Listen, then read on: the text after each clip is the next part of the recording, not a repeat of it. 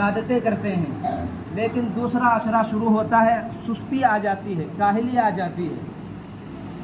ہم قرآن پاک کو بہت سے لوگوں نے ہم نے ایک عشرے میں سن لیا، 7 دن میں 10 دن میں سن کے ختم کر دیا۔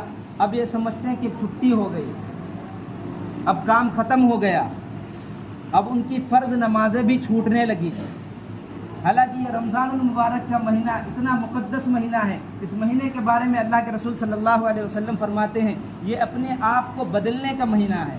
اگر انسان اس مہینے میں اپنے آپ کو بدل نہ سکا، اپنے آپ کو اللہ کی اطاعت میں، رسول اکرم صلی اللہ علیہ وسلم کی اطاعت میں نہ لگا سکا، سچ بتاؤ اس سے افضل مہینہ کون سا آئے گا؟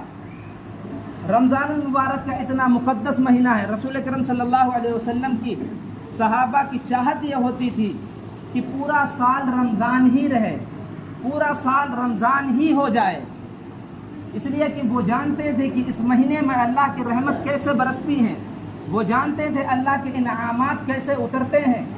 صحابہ کرام رضی اللہ عنہ اجمعین کو معلوم ہوتا تھا، اس لیے صحابہ کرام رضی اللہ عنہ اجمعین کی زندگی اٹھا کر دیکھو، وہ رات بھر اللہ کی عبادت کرتے تھے۔ ہماری اور آپ کی طرح نہیں تھے کہ 3 دن میں یا 5 دن میں 7 دن میں قرآن سن کر کام ختم کر دیا جائے، بلکہ رسول اکرم صلی اللہ علیہ وسلم کی بھی عادت تھی کہ آپ بستروں پر کم تشریف لاتے، زیادہ سے زیادہ اللہ کی عبادت میں گزارتے تھے۔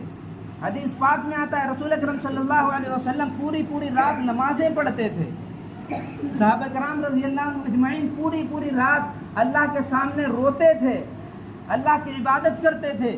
پھر صبح جب ہوتی تھی تو ایسا وہ معلوم ہوتا تھا، ایسا بلکتے تھے جیسے کسی سانپ نے ڈسا ہو۔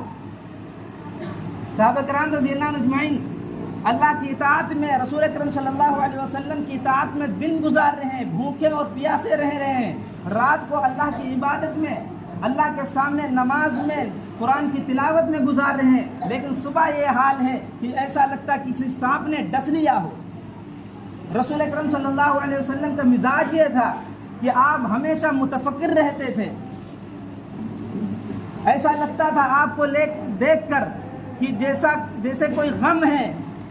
رسول اکرم صلی اللہ علیہ وسلم کو غم تھا اپنی امت کا، غم تھا رسول اکرم صلی اللہ علیہ وسلم کو اپنی امت کا۔ رسول اکرم صلی اللہ علیہ وسلم اس دنیا سے جا رہے ہیں اور کہہ رہے ہیں اے اللہ میری امت کا کیا ہوگا، میری امت کا کیا ہوگا۔ آج ہم امت والے رسول اکرم صلی اللہ علیہ وسلم کا نام لینے والے اس رمضان المبارک کے مہینے کی بھی قدر نہیں کرتے۔ ہم میں سے بہت سے لوگ ایسے ہیں جو روزہ نہیں رکھتے، حالانکہ روزہ اللہ نے فرض کیا ہے، کسی بندے نے نہیں فرض کیا۔ روزہ اللہ نے فرض کیا ہے، روزہ رکھنا ہمارے لیے ضروری ہے۔ اگر بیماری نہیں ہے، شرعی کوئی عذر نہیں ہے، ہم کسی حال میں روزہ نہیں چھوڑ سکتے۔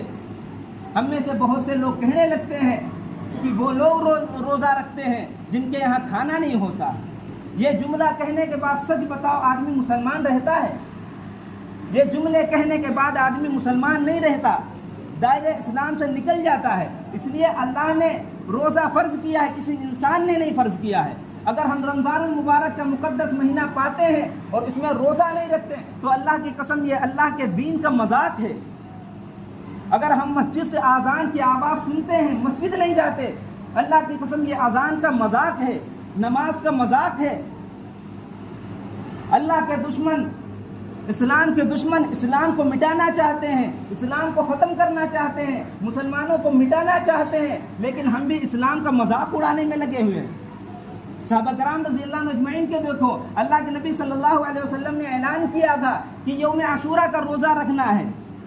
صحابہ کرام رضی اللہ عنہ اجمعین کو جب پتا چلا کہ رسول اکرم صلی اللہ علیہ وسلم نے اعلان کیا ہے کہ یوم عاشوراء کا یعنی 10 محرم کا روزہ رکھنا ہے، وہ اتنی پابندی کے ساتھ روزہ رکھنے لگے کہ کبھی یوم عاشوراء کا روزہ نہیں چھوڑے۔ صحابہ کرام رضی اللہ عنہ اجمعین نے یوم عاشوراء کا 10 محرم کا روزہ کبھی نہیں چھوڑا۔ انہیں پتا تھا کہ رسول اکرم صلی اللہ علیہ وسلم نے بتایا ہے۔ آج ہمیں پتا ہے کہ روزہ اللہ نے فرض کیا ہے، ہم میں سے بہت سے لوگ ہیں جو روزہ نہیں رکھتے، حالانکہ بیمار نہیں ہیں، شرعی عذر نہیں ہے،